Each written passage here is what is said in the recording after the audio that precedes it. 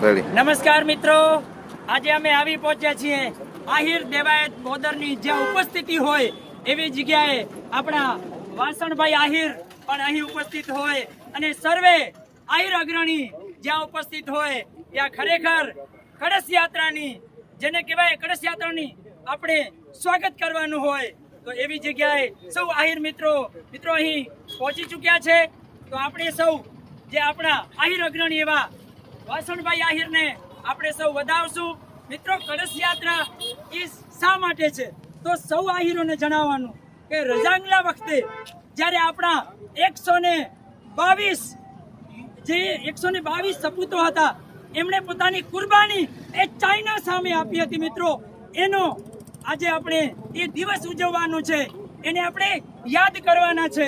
તો એ યાદ કરવા માટે આપણે અહીં પૂર્વ માનનીય શ્રી વાસણભાઈ આહિર પણ પધાર્યા છે, સૌ આહિર અગ્રણીઓ અહીં પધાર્યા છે। તો આપણે સૌ એમનો હાર્દિક તહે દિલથી મિત્રો આપણે સ્વાગત કરીએ છીએ અને આપણે સૌ જે આ રેજાંગલા જેને કહી શકાય કળશ યાત્રા આવી રહી છે એમના પણ વાસણભાઈ આહિરના હાથે અને ત્યારબાદ આહિર અગ્રણીના હાથે એમના આપણે ભવ્યથી ભવ્ય સ્વાગત કરશું। તો મિત્રો, આવો આપણે આ કળશ યાત્રાને શોભાવીએ અને સૌ આહિરો સાથે મળી અને આપણો જે હક છે એ હક આપણે લેવાનો છે અને એ હક આપણે લઈને જ રહેશું। જય હિન્દ, જય ભારત, જય હિન્દ, ધન્યવાદ।